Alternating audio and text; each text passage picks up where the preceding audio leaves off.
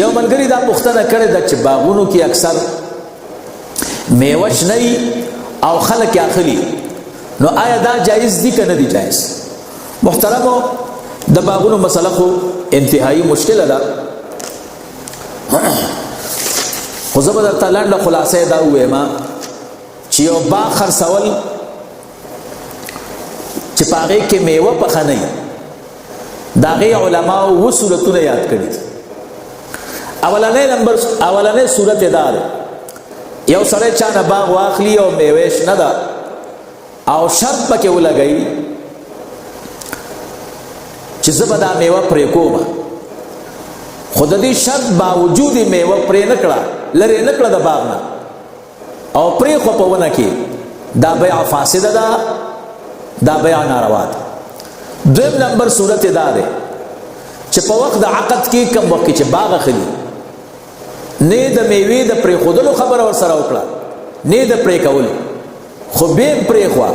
دې سره بیع فاسده ده. دریم نمبر صورت دا دی کله چې باغ کې شنه میوه اخسته، نه د پرېښودلو خبره کړې ده، نه د پرې کولو، خو د عقد نه وروستو بائع خرڅوونکي ته یې وویل چې میوه شنه ده که ستا خوښه وي، نو زه به په دې ونه کې پرېږدم. دا صورت دا جایز دی. او کمه میوه چې زیاتی شوه ځکه شنه کېدلو سره خو غټېږي، هغه د دې اخیستونکي دپاره جایز دی. څلورم نمبر صورت دا دی یو سړی د چا نه باغ واخلي، میوه پکې شنه ده، دی پکې ونه وي چې زه به دا میوه دلته باغ کې پرېږدم یا نه، خو د خرڅوونکي نه اجازت هم وانغسته، بې د اذن د بائع نه یې دا شنه میوه پرېښوه، نو په دې صورت کې کمه میوه چې زیاتی شوه یا غټه شوه یا نوره پکې پیدا شوه، هغې به صدقه ورکوي. هغه صورت کې چې دا میوه غوره شوي نه وي، یعنې معنا دا ده غټوالی انتها ته نه وي رسېدلی، نو بیا به صدقه کوي. او که میوه غټوالي ته رسېدلې وه صرف رنګ یې شین و، بیا دې صورت کې ورباندې صدقه نشته.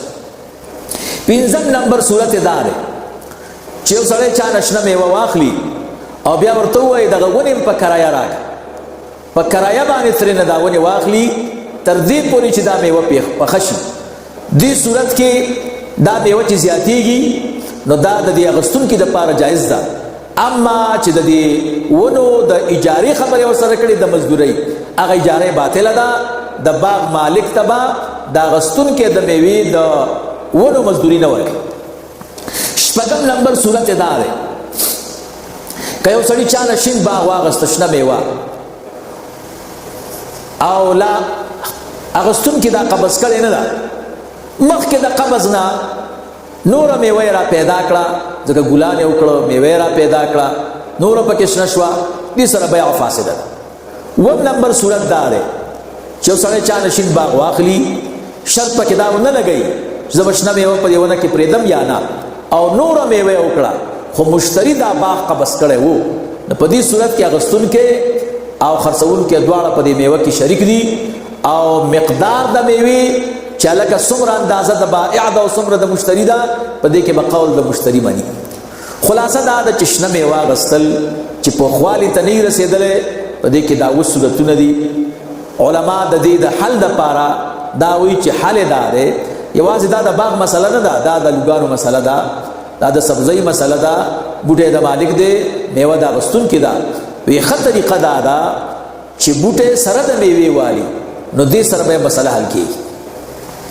او یا بوټی سره د پاڼو والي، د وړو څانګو پاڼو، نو دې سره مسله حل کېږي.